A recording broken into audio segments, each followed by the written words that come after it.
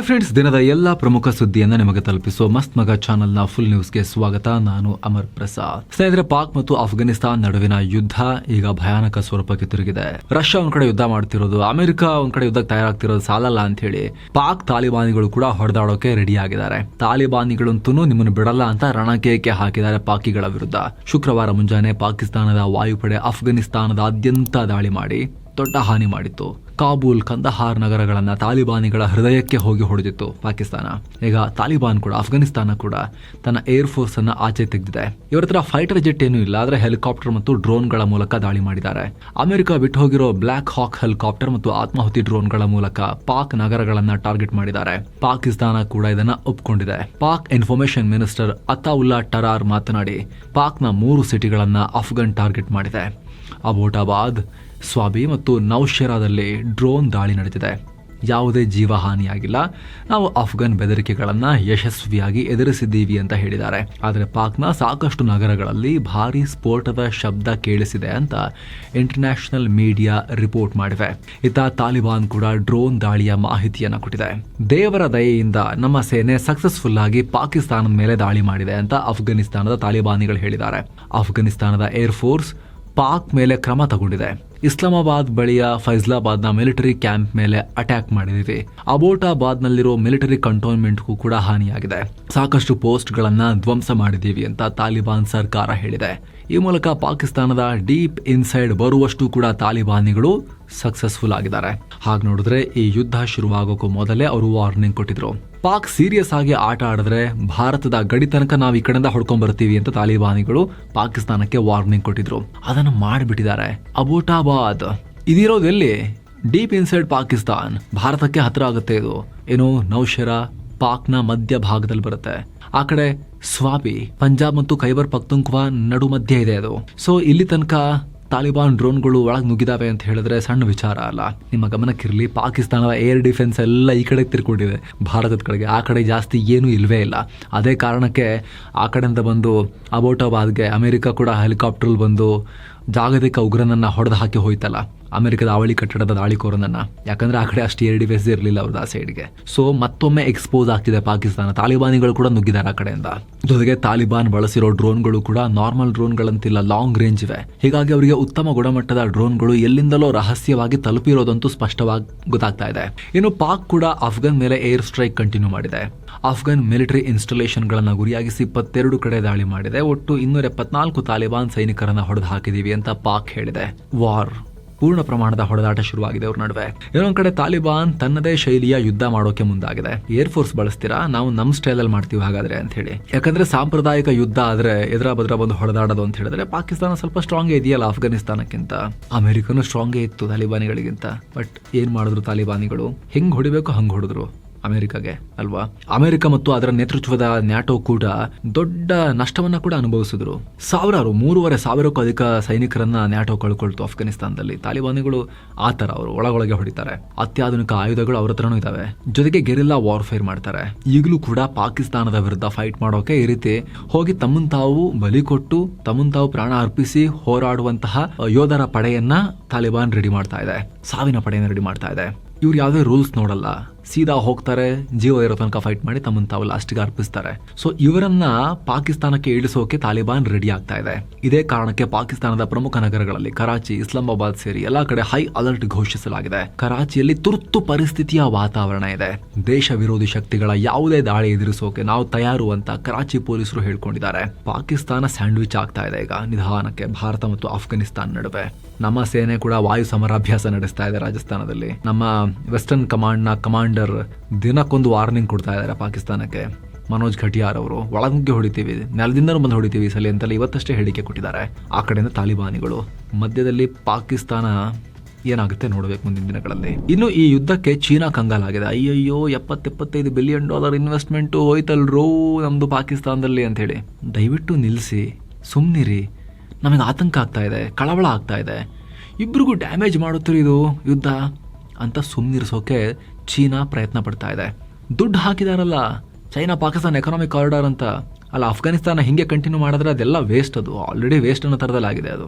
ಮತ್ತೊಂದು ಕಡೆ Britain, Saudi, Turkey ಮತ್ತು ಖತರ್ಗಳು ಕೂಡ ಶಾಂತಿಗೆ ಕರೆ ಕೊಟ್ಟಿವೆ. ಏನ್ರಿ ಇದು, ಪವಿತ್ರ ರಂಜಾನ್ ಟೈಮ್ನಲ್ಲಿ ಈ ತರ ಕಿತ್ತಾಡ್ತಿದ್ದೀರಿ ನೀವು, ಛೇಛೆ, ಈ ಹಬ್ಬ ಶಾಂತಿಯ ಸಂಕೇತ, ಸುಮ್ಮನಿರಿ ನೀವಿಬ್ರು ಅಂತ ಈ ಅಫ್ಘಾನಿಸ್ತಾನಕ್ಕೆ ಮತ್ತೆ ಪಾಕಿಸ್ತಾನಕ್ಕೆ ಪಾಠ ಮಾಡಿದ್ದಾರೆ. ಮತ್ತೊಂದು ಕಡೆ ಪಾಕ್ ವಿಮಾನಗಳು ಅಫ್ಘಾನಿಸ್ತಾನಕ್ಕೆ ಬಂದು ಸರ್ವೆಲೆನ್ಸ್ ನಡೆಸ್ತಾ ಇವೆ ಅಂತ ತಾಲಿಬಾನ್ ವಕ್ತಾರರು ಆರೋಪ ಮಾಡಿದ್ದಾರೆ. ನೋಡಿ, ನಾವು ಮೊದಲಿಂದಲೂ ಹೇಳ್ತಾ ಇದ್ದೀವಿ, ಮಾತುಕತೆಗೆ ರೆಡಿ ಇದ್ದೀವಿ, ವಿವಾದ ಇದ್ರೆ ಮಾತುಕತೆ ಮೂಲಕ ಬಗೆಹರಿಸ್ಕೋಬೇಕು. ಈಗಲೂ ಡೋರ್ ಓಪನ್ ಇದೆ. ಆದರೆ ಪಾಕಿಸ್ತಾನ ಈ ಕ್ಷಣದಲ್ಲೂ ನಮ್ಮ ವಾಯು ಪ್ರದೇಶದಲ್ಲಿ ವಿಮಾನ ಹಾರಿಸ್ತಾ ಇದೆ, ಸರ್ವೆಲೆನ್ಸ್ ನಡೆಸ್ತಾ ಇದೆ, ಇದು ಸರಿಯಲ್ಲ ಅಂತ ಹೇಳಿಕೆ ಕೊಟ್ಟಿದ್ದಾರೆ ತಾಲಿಬಾನ್ ಅವರು. ಇತ್ತ ತಾಲಿಬಾನ್ ಸೇನಾ ಮುಖ್ಯಸ್ಥರು ಮಾತನಾಡಿ, ನಾವೀಗ ಸುಮ್ಮನಿದ್ದೀವಿ, ಪಾಕಿಸ್ತಾನ ಇನ್ನೂ ಕಂಟಿನ್ಯೂ ಮಾಡಿದ್ರೆ ಇನ್ನೂ ಘೋರ ಪರಿಣಾಮಗಳನ್ನ ಫೇಸ್ ಮಾಡಬೇಕಾಗತ್ತೆ, ಅವರು ಪ್ರತಿಕ್ರಿಯೆ ಇನ್ನಷ್ಟು ಖಾರವಾಗಿರುತ್ತೆ ಅಂತ Taliban chief of army staff Fasihuddin ಹೇಳಿದ್ದಾರೆ. ಇನ್ನೊಂದು ಕಡೆ ಪಾಕ್ ಗಡಿಯಲ್ಲಿ ಭಾರತ ಸಮರಾಭ್ಯಾಸ ಮಾಡಿದೆ. ರಾಜಸ್ಥಾನದ ಪೋಖ್ರಣ್ ರೇಂಜ್ನಲ್ಲಿ ವಾಯುಶಕ್ತಿ 2026 ಅನ್ನೋ ಬೃಹತ್ ಯುದ್ಧಾಭ್ಯಾಸವನ್ನು ನಡೆಸಿದೆ. ಇದರಲ್ಲಿ ರಫಾಯಲ್, ಸುಖೋಯ್, ಮಿರಾಜ್, ತೇಜಸ್ ವಿಮಾನಗಳು ಕೂಡ ಇದ್ವು. ಆಕಾಶ್ ಸ್ಪೈಡರ್ ಏರ್ ಡಿಫೆನ್ಸ್ ಸಿಸ್ಟಮ್ಗಳು ಕೂಡ ಪಾಲ್ಗೊಂಡಿದ್ವು. ಬೋಯಿಂಗ್, ಅಪಾಚೆ ಮತ್ತು ಚಿನುಕ್ ಹೆಲಿಕಾಪ್ಟರ್ಗಳನ್ನ ಕೂಡ ಪರೀಕ್ಷೆ ಮಾಡಲಾಯಿತು. ಇವು ಲೋ ಆಲ್ಟಿಟ್ಯೂಡ್ ಫೈರಿಂಗ್, ಯುದ್ಧ ಭೂಮಿಯಲ್ಲಿ ಗಾಯಗೊಂಡ ಸೈನಿಕರನ್ನ ಕಾಪಾಡೋದು ಮತ್ತು ಭಾರಿ ತೂಕದ ಯುದ್ಧ ಸಾಮಗ್ರಿಯನ್ನ ಸಾಗಿಸುವ ಕಾರ್ಯಾಚರಣೆಯನ್ನ ಮಾಡಿದ್ವು. ಈ ಯುದ್ಧಾಭ್ಯಾಸದಲ್ಲಿ ರಾಷ್ಟ್ರಪತಿ ದ್ರೌಪದಿ ಮುರ್ಮು ಅವರು ಕೂಡ ಪಾಲ್ಗೊಂಡಿದ್ರು. ಅದನ್ನ ಅವರು ನೋಡಿದ್ರು. ಬರೀ ನೋಡಿದ್ ಮಾತ್ರ ಅಲ್ಲ, ಸ್ವದೇಶಿ ನಿರ್ಮಿತ ಲಘು ಯುದ್ಧ ಹೆಲಿಕಾಪ್ಟರ್ LCH ಪ್ರಚಂಡನಲ್ಲಿ ಹಾರಾಟ ನಡೆಸಿದ್ರು. ಈ ಟೈಮ್ನಲ್ಲಿ ರಾಷ್ಟ್ರಕ್ಕೆ ಸಂದೇಶ ಕೊಟ್ಟ ಮುರ್ಮು ಅವರು ಈ ಪ್ರಚಂಡ ಹೆಲಿಕಾಪ್ಟರ್ ಭಾರತದ ಸ್ವಾವಲಂಬನೆಯ ಸಂಕೇತ ಅಂತ ಹೇಳಿದ್ದಾರೆ. ಇನ್ನು ಭಾರತೀಯ ವಾಯುಪಡೆ S-400 ಮಿಸೈಲ್ ಸಿಸ್ಟಮ್ ನ ವಿಡಿಯೋವನ್ನ ರಿಲೀಸ್ ಮಾಡಿದೆ. ಇದರಲ್ಲಿ ಆಪರೇಷನ್ ಸಿಂಧೂರ್ ಟೈಮ್ನಲ್ಲಿ ಪಾಕಿಸ್ತಾನದ ವಿರುದ್ಧ ಇದು ಹೇಗೆ ಕಾದಾಡ್ತು, ಇದರ ಶಕ್ತಿಯನ್ನು ಎಲ್ಲವನ್ನ ತೋರಿಸಲಾಗಿದೆ. ಅದರಲ್ಲೂ ಪಾಕ್ ಗಡಿಯ ಒಳನುಗ್ಗಿ 300 ಕಿಲೋಮೀಟರ್ ದೂರದಲ್ಲೇ ಪಾಕ್ ವಿಮಾನವನ್ನ ಹೊಡೆದಿರೋ ಬಗ್ಗೆ ಕೂಡ ವಾಯುಪಡೆ ಮಾಹಿತಿಯನ್ನ ಹಂಚಿಕೊಂಡಿದೆ. ಏನೋ ಭಾರತ ಬಾಂಗ್ಲಾ ಗಡಿಯಲ್ಲಿ ಭೂಕಂಪ ಆಗಿದೆ. ರಿಕ್ಟರ್ ಮಾಪಕದಲ್ಲಿ 5.4 ತೀವ್ರತೆ ದಾಖಲಾಗಿದೆ. ಮಧ್ಯಾಹ್ನ 1:22ಕ್ಕೆ ಕೋಲ್ಕತ್ತಾ ಸೇರಿದ ಹಾಗೆ ಪಶ್ಚಿಮ ಬಂಗಾಳದ ಹಲವು ಕಡೆ ಭೂಮಿ ಕಂಪಿಸಿದೆ. ಜನ ಹೆದರುಕೊಂಡು ಒಳಗಿದ್ದವರೆಲ್ಲ ಹೊರಗೆ ಓಡ್ ಬಂದಿದ್ರು. ಅದೃಷ್ಟಕ್ಕೆ ಯಾರದೇ ಪ್ರಾಣಾಪಾಯಕ್ಕೇನೋ ಹಾನಿಯಾಗಿಲ್ಲ, ಯಾಕಂದ್ರೆ 5 ತೀವ್ರತೆ, ಇನ್ನೊಂದು 2 ಮ್ಯಾಗ್ನಿಟ್ಯೂಡ್ ಜಾಸ್ತಿ ಆಗಿದ್ರೆ 6-7 ದಾಟ್ತಾ ಹೋಗ್ತಾ ಅಪಾಯ ಜಾಸ್ತಿ ಆಗುತ್ತೆ. ಏನೋ ದಿಲ್ಲಿಯ ಅಬಕಾರಿ ಕೇಸ್ನಲ್ಲಿ ದೊಡ್ಡ ಡೆವಲಪ್ಮೆಂಟ್ ಆಗಿದೆ. ಮಾಜಿ ಸಿಎಂ ಅರವಿಂದ್ ಕೇಜ್ರಿವಾಲ್, ಮನೀಶ್ ಸಿಸೋಡಿಯಾ ಸೇರಿದ ಹಾಗೆ 23 ಆರೋಪಿಗಳನ್ನ ದಿಲ್ಲಿಯ ರೋಸ್ ಅವೆನ್ಯೂ ಕೋರ್ಟ್ ಕೇಸನ್ನ ಡಿಸ್ಚಾರ್ಜ್ ಮಾಡಿದೆ. ಸರಿಯಿಲ್ಲ, ಏನು ಸಾಕ್ಷ್ಯನೇ ಇಲ್ಲ ಅಂತ ಹೇಳಿ ಜಡ್ಜ್ ಜಿತೇಂದ್ರ ಸಿಂಗ್ ಈ ಆದೇಶ ಹೊರಡಿಸಿದ್ದಾರೆ. ಚಾರ್ಜ್ ಶೀಟ್ ನಲ್ಲಿ ತುಂಬಾ ಸಮಸ್ಯೆ ಇದೆ, ಸರಿ ಇಲ್ಲ, ತನಿಖೆಯಲ್ಲಿ ಲೋಪದೋಷ ಇದೆ ಅಂತ ಹೇಳಿ ಕೋರ್ಟ್ ಹೇಳಿದೆ. ಹಾಗೆ ಹಗರಣದ ತನಿಖೆ ಹೊತ್ತಿದ್ದ CBIಯನ್ನ ಕ್ಲಾಸ್ ತಗೊಂಡಿದೆ. ನಿಮಗೆ ಹಣಕಾಸಿನ ಜ್ಞಾನ ಇಲ್ಲ, ನಿಮಗೆ ಈ ಆರೋಪಗಳಲ್ಲಿ ಬಲವಾದ ಸಾಕ್ಷ್ಯಾಧಾರಗಳೇ ಇಲ್ವಲ್ರಿ ಅಂತ ಹೇಳಿ ಬೈದು ಕಳಿಸಿದೆ. ಅಷ್ಟೇ ಅಲ್ಲ, CBIನ ಇನ್ವೆಸ್ಟಿಗೇಟಿವ್ ಆಫೀಸರ್ ವಿರುದ್ಧ ಇಲಾಖಾ ತನಿಖೆ ನಡೆಸಬೇಕು ಅಂತ ಕೋರ್ಟ್ ಸೂಚಿಸಿದೆ. ಸುಮ್ನೆ ಕೇಸ್ ಹಾಕಿ ಫಿಟ್ ಮಾಡ್ತೀರಾ, ಒಳಗಿರ್ತೀರಾ ನೀವು ಜನರನ್ನ ಅಂತ ಹೇಳಿ. ಇದರ ಬೆನ್ನಲ್ಲೇ ಅರವಿಂದ್ ಕೇಜ್ರಿವಾಲ್ ಕಣ್ಣೀರು ಹಾಕಿದ್ದಾರೆ. ಬಿಜೆಪಿ ನಮ್ಮ ಮೇಲೆ ಹೆಂಗೆಲ್ಲ ಆರೋಪ ಮಾಡ್ತು ಅಂತ ನೀವೆಲ್ಲ ನೋಡಿದಿರಿ. ಕೋರ್ಟ್ ನಮ್ಮ ವಿರುದ್ಧ ಎಲ್ಲ ಆರೋಪಗಳನ್ನ ತಳ್ಳಿ ಹಾಕಿದೆ. PM ಮೋದಿ, ಅಮಿತ್ ಶಾ ಆಮ್ ಆದ್ಮಿ ಪಾರ್ಟಿ ವಿರುದ್ಧ ಸಂಚು ರೂಪಿಸಿ ಪಕ್ಷದ 5 ಪ್ರಮುಖ ನಾಯಕರನ್ನ ಒಳಗೆ ಹಾಕಿ ಲಾಕ್ ಮಾಡಿ ಜೈಲಲ್ಲಿಟ್ರು. ಅಧಿಕಾರದಲ್ಲಿದ್ದ ಮುಖ್ಯಮಂತ್ರಿಯನ್ನೇ ಅರೆಸ್ಟ್ ಮಾಡಿದ್ರು.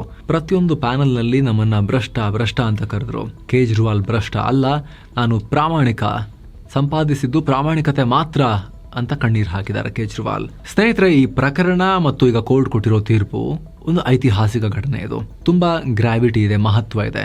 ಹಾಗಿದ್ರೆ ವ್ಯಕ್ತಿಗಳ ಸ್ವಾತಂತ್ರ್ಯಕ್ಕೆ, ಮನುಷ್ಯನ ಸ್ವಾತಂತ್ರ್ಯಕ್ಕೆ ಬೆಲೆನೇ ಇಲ್ವಾ ಅನ್ನೋ ಪ್ರಶ್ನೆಯನ್ನ ಕೂಡ ಇಲ್ಲಿ ಕೇಳಬೇಕಾಗತ್ತೆ. ಹೋಯ್ತಲ್ಲ 17 ತಿಂಗಳು ಒಳಗೆ ಹೋಗೋದು ಅಂತ ಹೇಳಿದ್ರೆ ಏನರ್ಥ ಸ್ವಾಮಿ? 17 ತಿಂಗಳು ಸಿಸೋಡಿಯಾ. ಕೇಜ್ರಿವಾಲ್ ಕೂಡ 150 ದಿನಕ್ಕೂ ಅಧಿಕ ಕಾಲ ಒಳಗಿದ್ರು. 15 ನಿಮಿಷ ಒಳಗಿರೋದಂದ್ರೂ ಕೂಡ ಅನ್ಯಾಯವಾಗಿ ಸುಮ್ಮನೆ ಇಟ್ಟರೆ ಸ್ವಾತಂತ್ರ್ಯ ಹರಣ ಮಾಡಿ ಅದು ಅನ್ಯಾಯ. ಅಂಥದ್ರಲ್ಲಿ ತಿಂಗಳಾಂಗಟ್ಲೆ ವರ್ಷಾನ್ಗಟ್ಲೆ ಒಳಗಿರಿ ಅಂತ ಹೇಳಿದ್ರೆ ಪ್ರೂವ್ ಮಾಡ್ಕೊಂಡು ಬನ್ರಿ, ತಪ್ಪಿಲ್ಲ ಅಂದ್ರೆ ನಿಮಗೆ ಹೆಂಗೋ ರಿಲೀಫ್ ಸಿಗುತ್ತೆ ಆಮೇಲೆ ಅಂತ ಹೇಳಿದ್ರೆ ಲೈಫ್, ಅವರ ಮರ್ಯಾದೆ, ಸ್ವಾತಂತ್ರ್ಯ ಹರಣ, ಇದು ಸಂಬಂಧಪಟ್ಟಂತೆ ಈ ವಿಶೇಷ ವರದಿಯಲ್ಲಿ ನಾವು ಡಿಸ್ಕಸ್ ಮಾಡಿದ್ದೀವಿ ಸ್ನೇಹಿತರೆ. ಏನೋ ಕೆನಡಾ ಪ್ರಧಾನಿ ಮಾರ್ಕ್ ಕಾರ್ನಿ 4 ದಿನಗಳ ಭಾರತ ಪ್ರವಾಸ ಆರಂಭಿಸಿದ್ದಾರೆ. ಮುಂಬೈನಲ್ಲಿ ಟಾಪ್ ಇಂಡಸ್ಟ್ರಿ ಲೀಡರ್ಗಳನ್ನ ಮೀಟ್ ಮಾಡ್ತಾ ಇದ್ದಾರೆ. ಮಾರ್ಚ್ 2ಕ್ಕೆ ದಿಲ್ಲಿಯಲ್ಲಿ ಪ್ರಧಾನಿ ಮೋದಿ ಮತ್ತು ಮಾರ್ಕ್ ಕಾರ್ನಿ ನಡುವೆ ದ್ವಿಪಕ್ಷೀಯ ಮಾತುಕತೆ.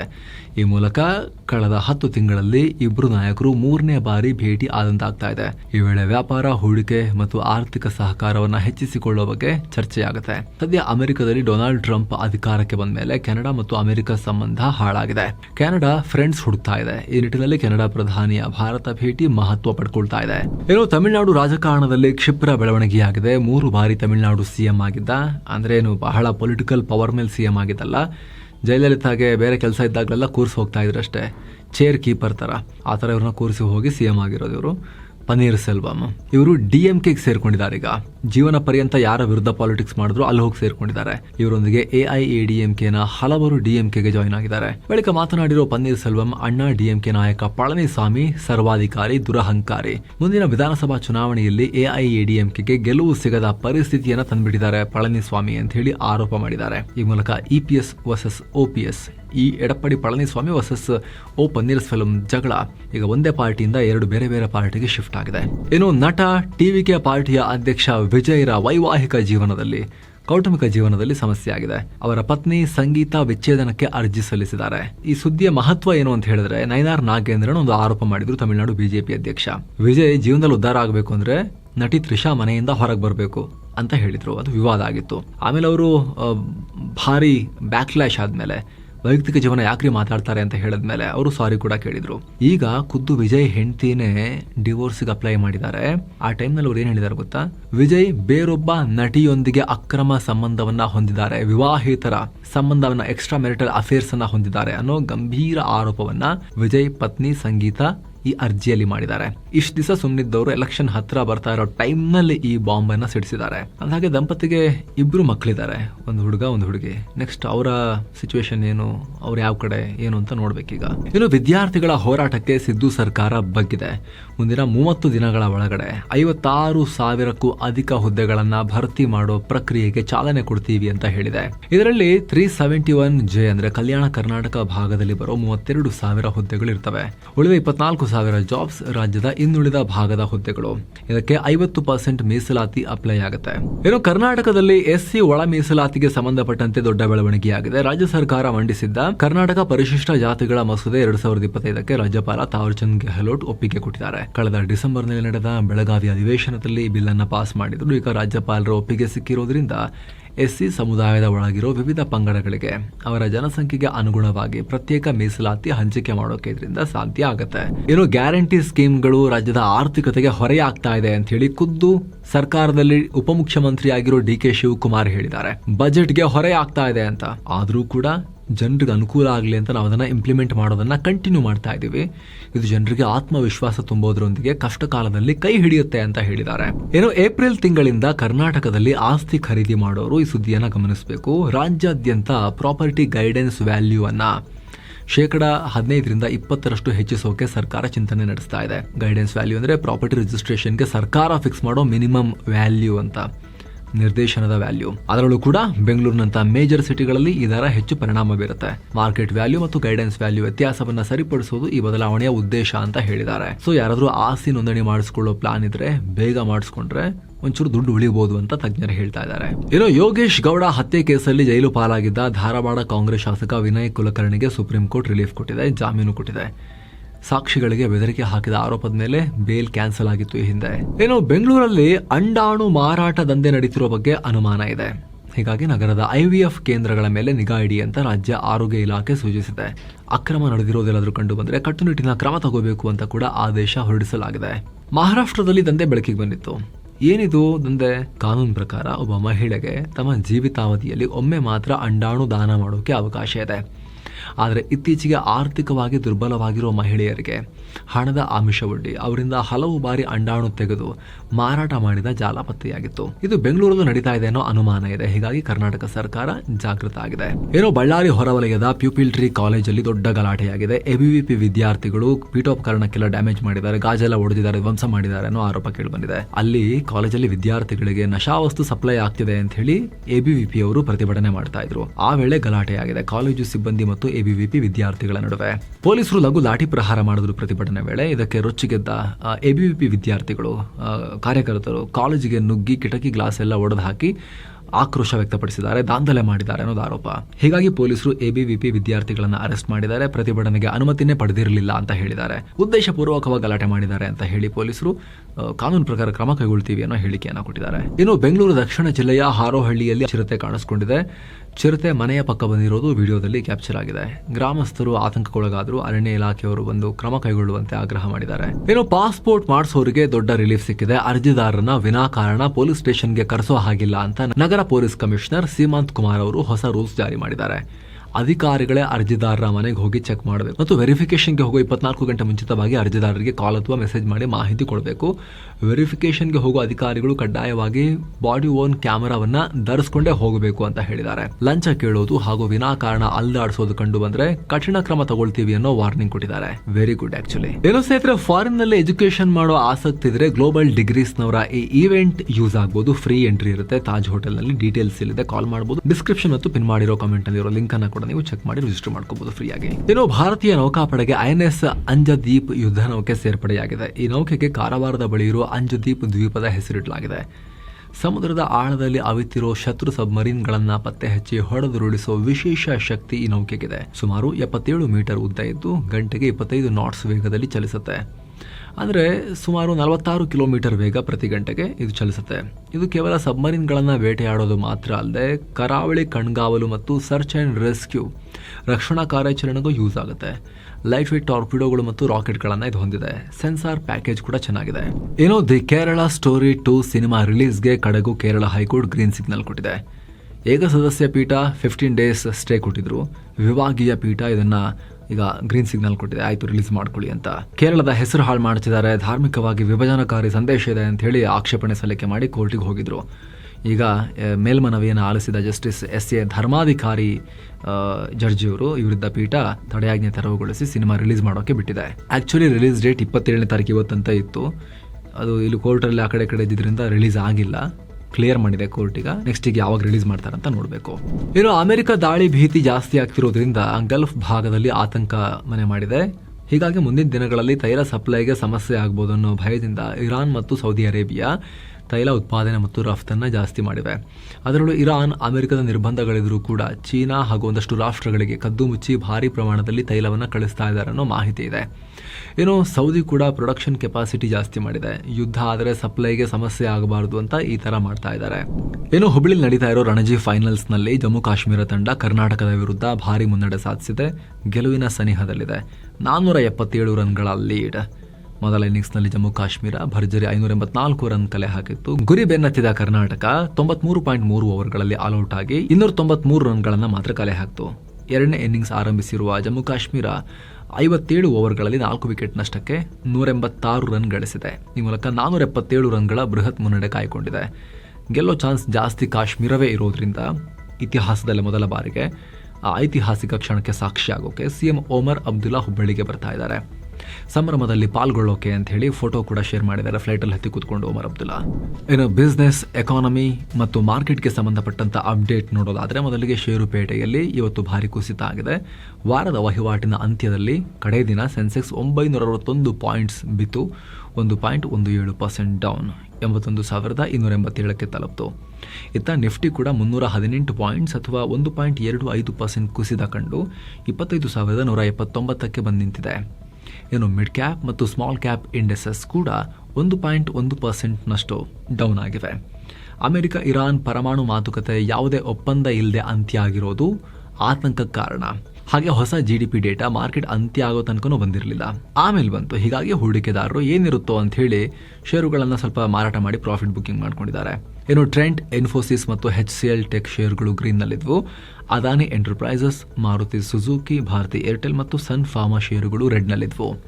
ಇನ್ನು ಡಾಲರ್ ಮುಂದೆ ರೂಪಾಯಿ ಮೌಲ್ಯ 8 ಪೈಸೆ ಕುಸಿದು ₹90.99 ಆಗಿದೆ.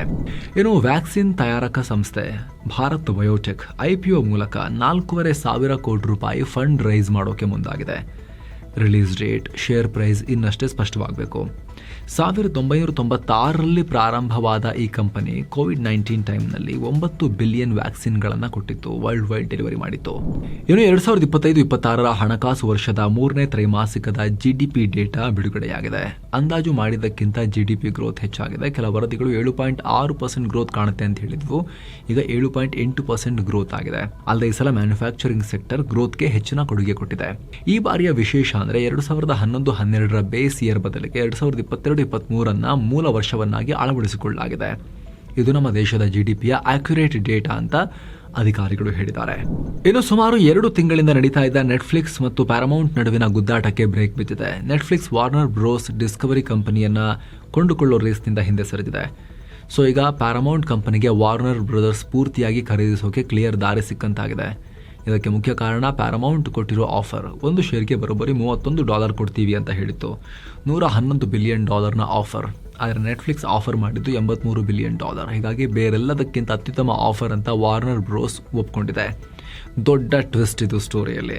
ನೆಟ್ಫ್ಲಿಕ್ಸ್ ಮೇಲೆಲ್ಲ ಕಳಿಸ್ಬಿಟ್ಟಿತ್ತು, ಮದುವೆ ಆಗ್ತಾ ಇದೆ ವಾರ್ನರ್ ಬ್ರೋಸ್ ಒಟ್ಟಿಗೆ ನೆಟ್ಫ್ಲಿಕ್ಸ್ದು ಎಲ್ಲ ಕಂಟೆಂಟಿನ ಬರೋಕ್ಕೆ ಶುರುವಾಗುತ್ತೆ ಅಂಥೇಳಿ ನೆಟ್ಫ್ಲಿಕ್ಸ್ ಯೂಸರ್ಸ್ಗೆ ಮೇಲೆಲ್ಲ ಕಳಿಸ್ಬಿಟ್ಟಿತ್ತು. ಈಗ ನೆಟ್ಫ್ಲಿಕ್ಸ್ ಹಿಂದೆ ಸರಿಯೋ ರೀತಿಯಾಗಿದೆ.